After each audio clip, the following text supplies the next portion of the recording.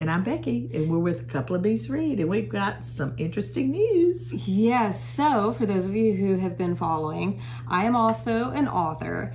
And no, this is not the big announcement that we've all been hoping and praying for. I know. But it is a good announcement.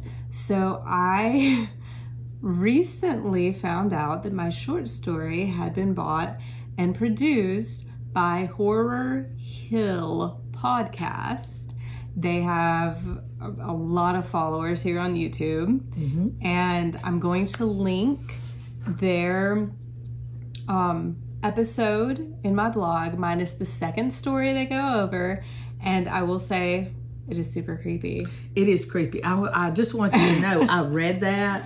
I am not a horror person, but I read that, and it gave me nightmares. So Yes, if you are a horror person and you like creepy stuff, you really need to read this, because it brought up some, I'm just going to tell you, it gave me the heebie-jeebies, as they say. Well, and the podcast, I'd listened to it before. Obviously, I wouldn't turn it into a podcast I hadn't listened to.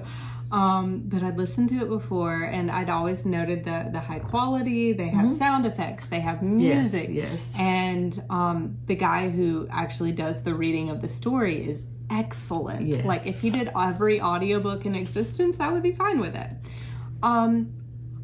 But it's something different when it's your words. Yes, that you've written, right.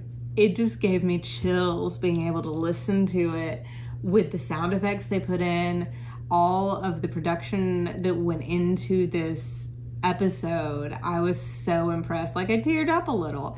And then I sent it to my mom, who, I don't know if I told you this, but there is one curse word in the story. There's one curse word that is said in a moment of, like, surprise. Yeah. And I don't know if you know this, but I am a Southern Baptist preacher's daughter. So my mom calls me after listening to it, and she's like, well, I'm glad for you, but I'm not sharing it with my friends because someone says a curse word. And what else? Oh, and someone smokes pot in it. Like, someone smokes pot and someone says a curse word. Yeah. And I asked her later, after she told me this, I was like, Mom, because you know me, you've heard us talk, I write about murder mysteries primarily.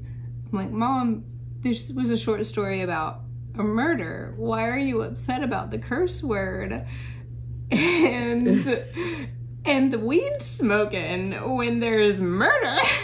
And she's like, well, I just don't want my friends knowing that you know that word. I'm like, okay, Mom. That's funny.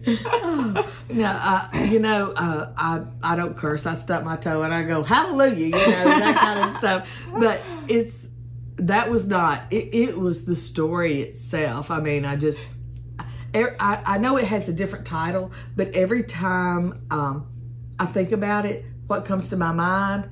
The Burning Man. That is what pops in my head. Well, that's not the title of the story, by the way, but that's in my mind. That's what. That probably would have been a better title. Why didn't you recommend that? But no, well, because there's something else out there called The Burning Man. Oh, that's true. That's true. Yeah, but that's what pops in my mind, and it will scare the bejeebies out of you. Yes, I promise. I did notice the comments on their YouTube page so far has mostly been about the second story, my story, and like, I think one of the comments said something along the lines of, oh my God, close the window, run away. And don't see shadows in your room. Yes. That would, yes. Oh, you will probably sleep with the lights on after reading it. Maybe not, because lights cause shadows. That's true. I mean, it freaked me out. Let me just tell you. So, anyway, check it out. So please check it out. Please like, comment, let that podcast know what a great job they're doing, because they are doing an excellent job.